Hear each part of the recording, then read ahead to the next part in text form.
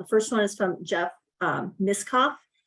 He asked, are most of your donors on PRVC, and have you tried to reverse the I to E ratio to 1-to-1 or 2-to-1? If BD and not over breathing to recruit, or do you prefer APRV?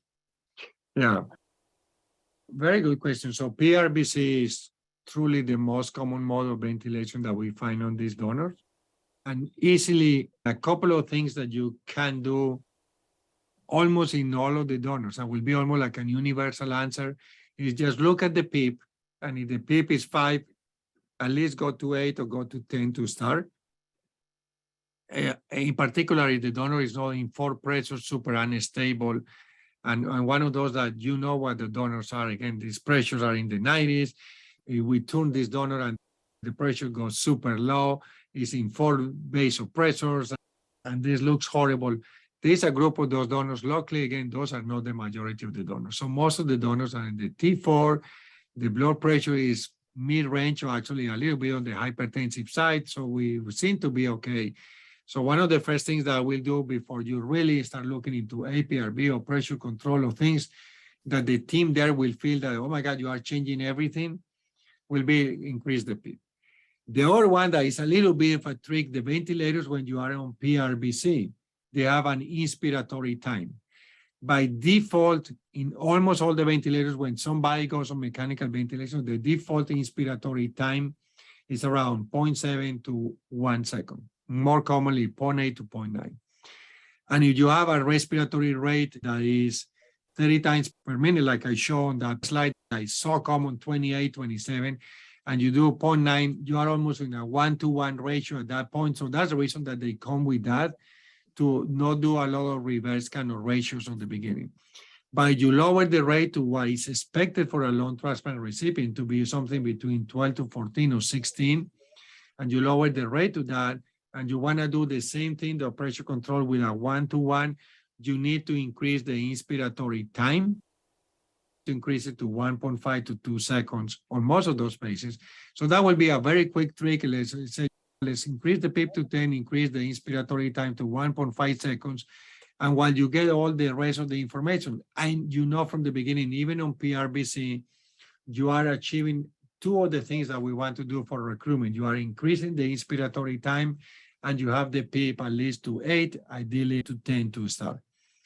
Now, when we switch these things and increase the inspiratory time enough, we try to do 1-to-1, because I think that is one of the best things to do recruitment. I rarely, unless I is so hypoxemic and the problem is so severe, and I almost recognize, okay, I'm not managing this donor with the purpose of lung donation. I'm managing this donor with the purpose of them to be able to at least get to the OR without this patient arresting here because of hypoxemia. I will do a reverse ratio. The reverse ratios are very tricky too, because as you see that, you start increasing the intrathoracic pressure over time, and the patients may become more and more unstable. So I don't remember the last time I have somebody on reverse ratio, and I don't use APRV. You are talking with few of the OPOs in the country, especially again with the Baltimore OPO, they truly strongly believe. They have data, they support it, they talk all over the country about using APRV as a recruitment mode, and it's a very good mode to recruit. But you have to be cognizant that ideally when you have the offer for organ donation, again, the transplant centers don't appreciate that you need to keep somebody on APRV, because our recipients are not going to be on APRV. You want to be on conventional ventilation. So that's, again, a little bit of a trick. So how you can do with the PRVC, that truly is the most common one. And especially you go into these kind of hostile environments where people don't want to do much. So it's almost like a tricking a little bit the system. You say, okay, you don't want to do much.